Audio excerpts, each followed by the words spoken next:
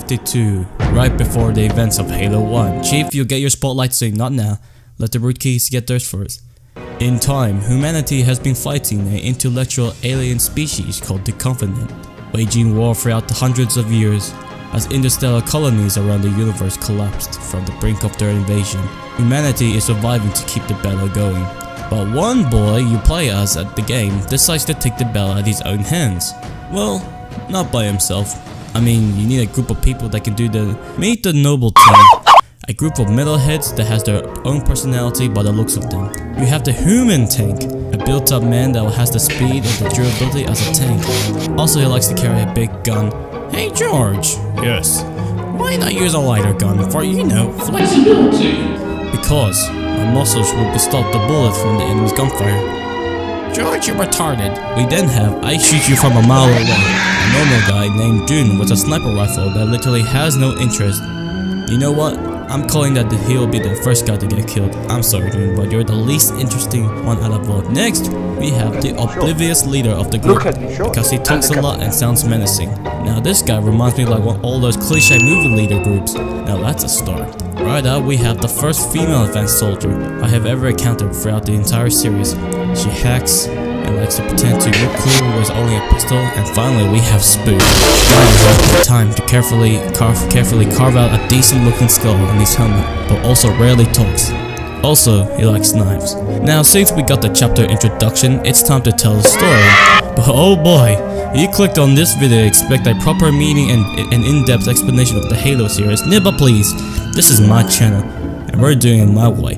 And in the year of 2552, right before the events of Halo 1, we stumble upon the planet of Reach.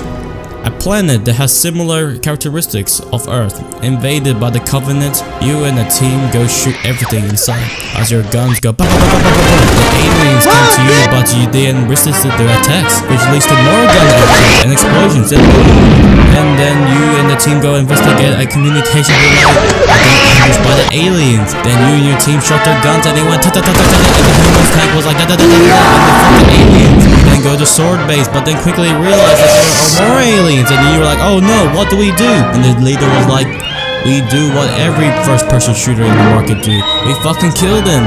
And the team fired their guns and the enemy was like, oh no, humans have weapons. And then they flee. Nope. You met a woman named Dr. Cortana, the mastermind, and the reason why you 10 feet tall and can flip a damn tank. She says, the Covenant is here to find out something important. Those bastards. At the same day, you and June went to investigate to see if things are alright. I hope there is no invasion where the opposing force possesses intense firepower and resources that can turn the tide of the battle, and that humanity can defend. And there is one. Next day, the noble team helped the UNSC to destroy the aliens' base, but found more aliens, so they started to fire and shoot. Where tanks go like that. And then the aliens were like, oh no, humans have more weapons. When the humans have won, they were like, yay, we won, there is no way we can lose. From the horizon, a large-scale UFO entered the battlefield. But you and the human tank went into a bunch of jets like Top Gun style and you shoot more aliens in space. And then you were like zooming into the aliens, and Jordan was also like zooming into space. You killed aliens, but that wasn't enough, so you went into a big space with more aliens and then blew up the big UFO. But the bomb you made was damaged, and the human tank was like, listen, I gotta do this cliche heroic thing accent to make a good and cool impression of myself. What are you talking about? The human tank threw you like a spear back to Earth while you watched while the human tank sacrificed itself to blow up the big spaceship. Wait, if the bomb was only delayed by 5 seconds, maybe I can... You flew back to Earth and walked up 50 kilometers to the nearest city, but with more aliens and shooting with the aliens. You could then aid the local military to fight and evacuate the city, with more violence and shooting, but with more people in the urban environment. The situation gets worse as more aliens try to be evacuation, and that makes 6 angry, but sad, but also angry. You then fought the battle until the angry was like, oh no, humans is angry with guns, and then they flee. Hours later, you took the battle into the air, firing off more aliens in their small ships, and on the ground. Time to fight! You regroup with noble team like a family, well except George. Until boom, a massive beam penetrated the building, forcing your team to move away. As the team runs, a sniper came behind and headshot the cats. With sheer luck, with anger and sorrow, the team shoots the sniper away and the immediately was like, no! She was starting to get interesting. Well, damn. After all the snipers I have encountered, this one was lucky as fuck. They ran back to sword base, because why not?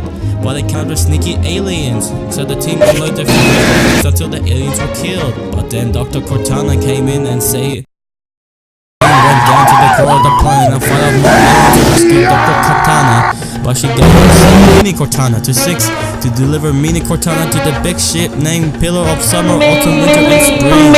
So they parted ways. The Pelican took some beating while flying through the alien fleet with loud guns. They go, but the sneaky alien ship came from behind and shot through the Pelican, and the leader guy pilot was severely injured. Leader guy kicked him off the Pelican, and then they continued their mission on foot because Mr. Krabs were on the way to kill him. But the leader guy You then move out to the spaceport where again more aliens. Excuse me. The speed went onto the heavy gas to destroy more aliens. That stopped the Pillar of Summer, Autumn, Winter, and Spring from launching off.